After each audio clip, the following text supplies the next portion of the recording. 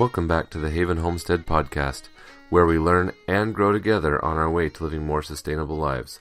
My name is Chris, and this is episode 34. Today we're going to be talking about my favorite homesteading book.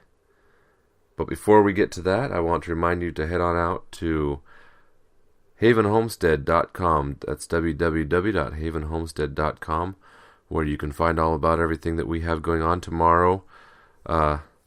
On Saturday, we have a chicken care class. I'm sorry that I'm tardy getting this episode out.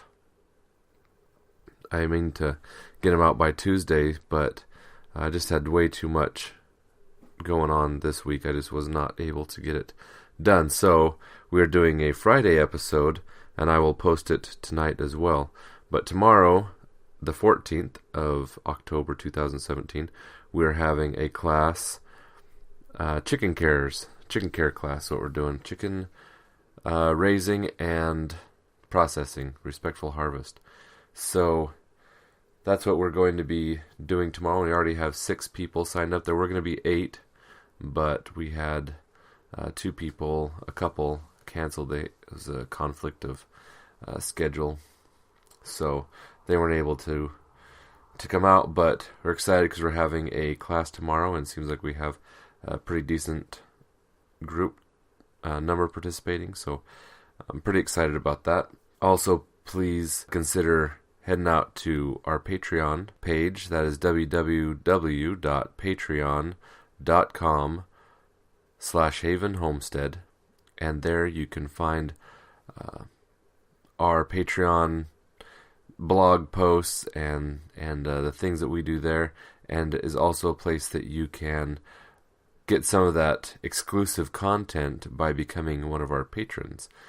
And to become a patron, you just sign up and pledge a certain amount. You can choose between 1 and not sure what the highest tier is that I've made. I've played around with making different sized tiers, but I think $500 is the biggest one or something. 1, 3, 5, 10, 20, $30 are all.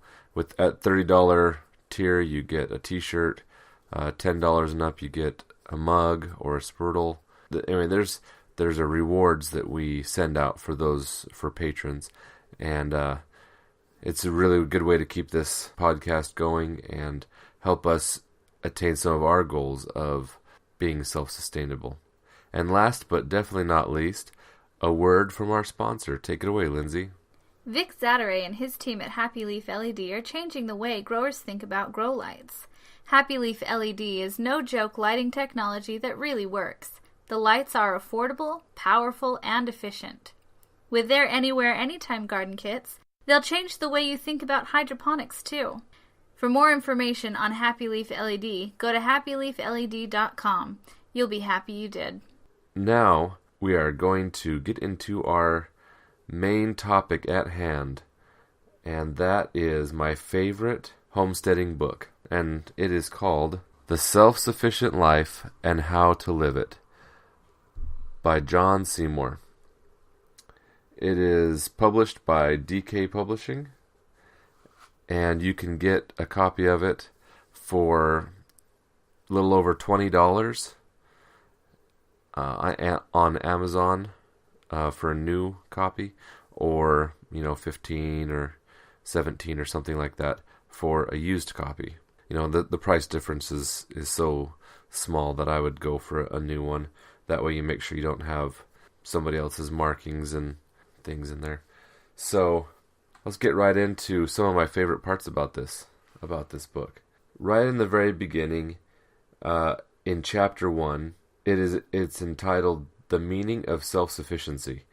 And in it he talks about some of the sections are the way to self-sufficiency, humans and the environment, the natural cycle, the seasons, and then it gets into some of my things I like. So I'm a certified permaculture designer, and I really like to look at designs that people put together on homesteads or farms or just permaculture sites, because I like to see how they planned the flow of traffic, the human flow, how close the the animals that make the manure or the fertilizer is to the garden and the compost, and I just like to look at those things and learn from them and get my own ideas on my designs that I do.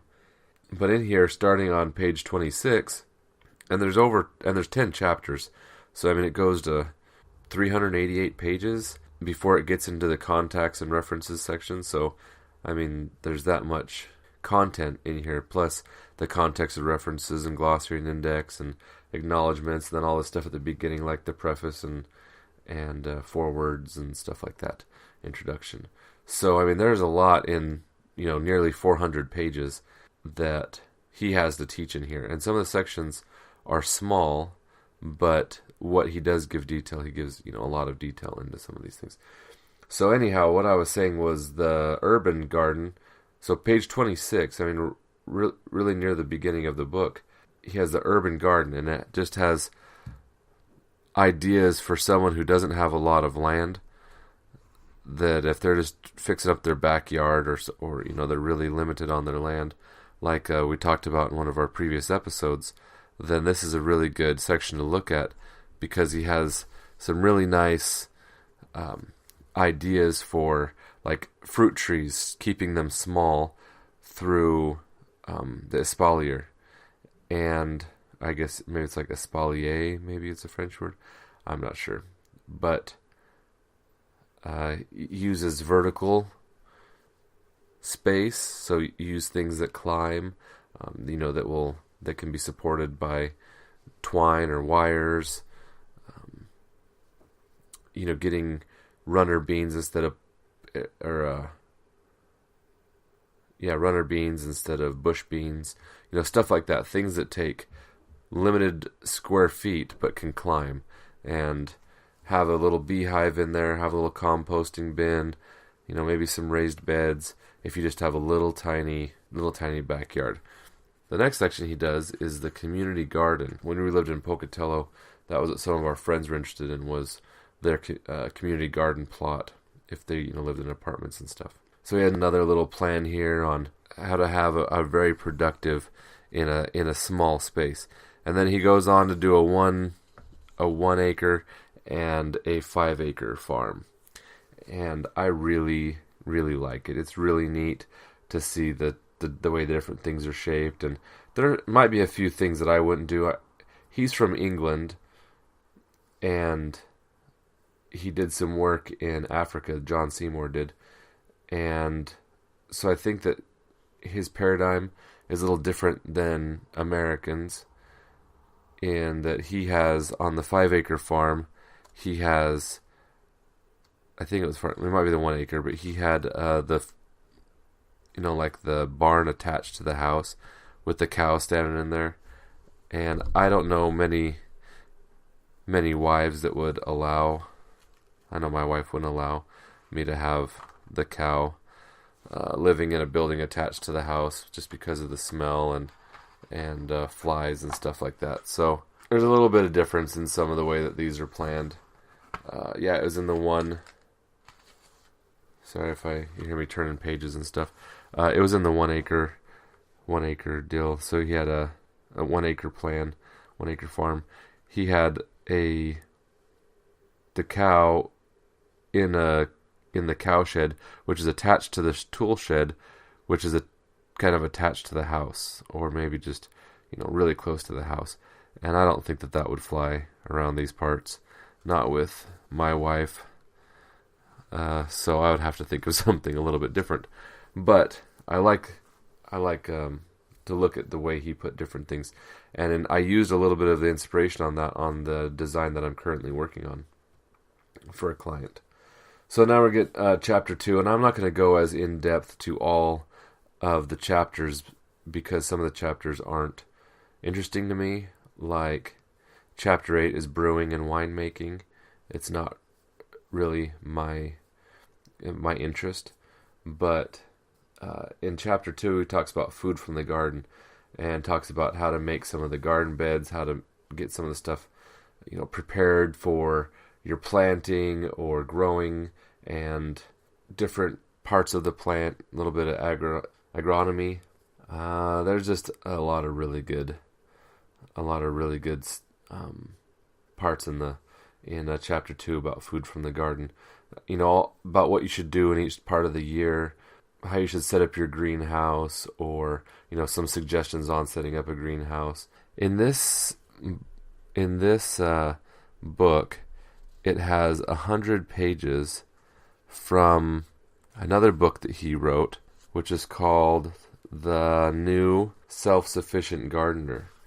And in chapter 2, it, I believe, has those 100 pages from that book. But in it, he talks about fruits, talks about green manure crops. Like, that means plants that you would chop and drop to compost in place, or compost, So I don't know why they call it manure, but it's just green compost that you put on top, and then it just deteriorates in place. Talks about vegetables, herbs, fruits, fruit trees, and keeping vegetables in the winter, and anyway, all that stuff. So chapter 2, I find, is a very good for those of us searching for self-sustainability in a vegetable, through plants. There's so many areas to self-sustainability that I think a lot of times people just focus on the garden, but there's a lot more to it. And in this book, he kind of covers it all, really. I don't know how many times I've opened this book to find out about something, and he usually has it in there. And then chapter 3 about food from animals, so you can, the cow, the goats, the pigs, the sheep, the poultry, the rabbits, bees, and honey.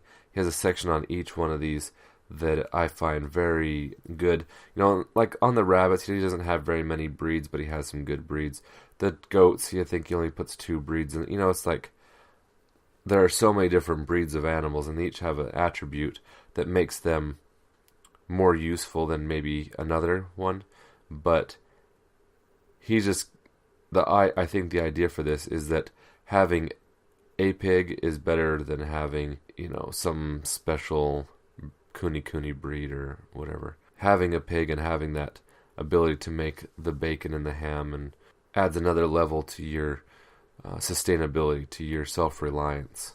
Then in chapter 4, it talks about food from the fields and about clearing, draining, irrigating your land, making the use of woodland, of your woodland on your acreage, fencing or making hedges, the using horsepower, like a real horse, animal horse, using your tractor, harvesting, the wheat, the rye, the barley, the corn,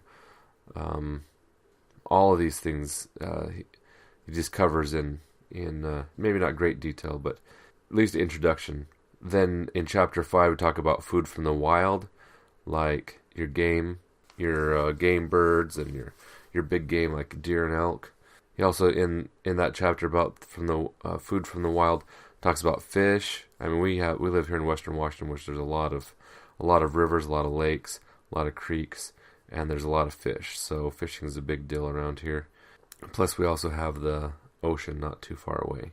There's lots and lots of another thing that we have here: lots and lots of berries, salmon berries, elderberries, huckleberries, blackberries in just droves, and plus there's lots of other ones that I didn't mention, and some that aren't edible.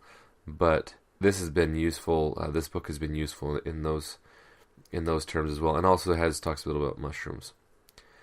Then in chapter 6 we get into the dairy, which is talking about making butter and cream, making cheese, probably how to milk a cow, just taking care of your livestock. Chapter 7 is about the kitchen. Some of the ideas that he has, you can tell that he has experience in this arena, because, for instance, the very first section in the kitchen section is the north-facing storeroom. Now, why would you want to have a north-facing storeroom? Because that's the coolest part here if you live in the northern hemisphere. That is the coolest part of your house, because the sun will shine on the south side, so you want to put your storeroom on the north side. Just things like that people might not think about. And we put our pantry on the north side. I was thinking that it wasn't necessarily on purpose and not because you read this book, but it just made sense because it was next to the kitchen. But I'm glad that it worked out that way. We still have a lot of things to learn and to think about. He talks about harvesting and storing your food, making bread, preserving, freezing, canning, which I would think that the storing, preserving, and canning were all the same thing, but they're in different sections. So maybe he talks about, salting things and stuff like that. They also pickling, jams, baking, preserving your meats, fish, and vegetables. In chapter 8, brewing and winemaking, he talks about brewing basics, malting barley, making beer, making wine, making hard cider and vinegar, which I can see that would be, we've made vinegar before, and it's a useful thing to have. Plus, you gain a skill when you make it. It's not hard, and it's interesting, and it's very useful. Then chapter 9, energy and waste, food for the garden, the dry toilet is one of the sections in there. Compost toilet. So it talks about managing waste, saving energy, getting power from water, getting heat from the sun, getting power from the wind, and fuel from waste. So there is a lot of good things about energy usage in here. He's definitely been around the corner, or around the block, as it were, I guess. Is that the right way to say that? He's been around a few times, and he understands the necessity of some of these things about using all the waste. We've had a bad burn ban around here lately. Now we're starting to get more rain. It's going to be lifted soon. But I think being able to heat with burning your garbage and stuff like that would be very useful in especially people that get a lot of junk mail, because if you throw it into the dumpster, then it goes to the landfill, and there's so much plastic, the little windows on the envelopes and things like that just add up. The paper might decompose, but there's so many other things that just won't go away for a long time. And I think there's got to be a better way to get rid of that. That's what the fuel from waste reminded me of. Now, chapter 10, which is the last chapter, talks about crafts and skills. And I was just kind of looking at that section before I started recording, and it talks about the workshop. And he says you don't have to have a very big workshop as long as it is well organized. And the number one rule in a workshop should be put the tool back, because tools have a tendency to walk off. And he says the number one rule in your woodshop should be, or your workshop should be, put the tool where it goes, or put the tool back, or something like that. So I like that, and I would like to have a more organized workshop for sure. But he just covers a few more sections I'll go over. I cover building, about having springs, like how to keep a spring clean, and a little bit of plumbing. He does knots and rope work, some basketry, some pottery, spinning wool and cotton, dyeing and weaving, spinning flax, curing and tanning hides or leather, making bricks and tiles, working in stone, working in metal, building and thatching, scything, woodworking, household items, making a pond and fish farming, the all-purpose furnace, becoming a self-supporter. When I was looking at it, he was talking about how to sharpen a scythe, how to, sharpen other tools, maybe the tools that you would have, what they're called, and why you need them for whatever the job was. There's so many things on this life, this path to sustainability, that we've learned that have been such a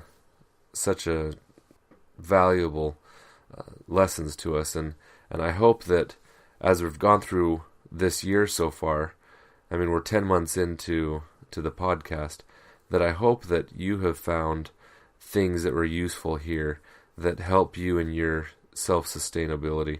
I also want to say thank you to Amy for commenting on the website. She wrote on there that she is starting, she really liked the business review, and it inspired her to work harder, I guess, on her on her stuff.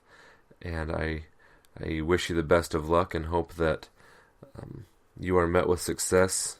And if there's anything that us here at Haven Homestead can help you with, don't hesitate to ask. Once again, I hope that you have found something useful in this, and go out and get this book, The Self-Sufficient Life and How to Live It, and also visit our sponsor at happyleafled.com, and come on out to havenhomestead.com and visit us. So with that, this has been the Haven Homestead Podcast, where we learn and grow together on our way to living more sustainable lives. Thanks for listening.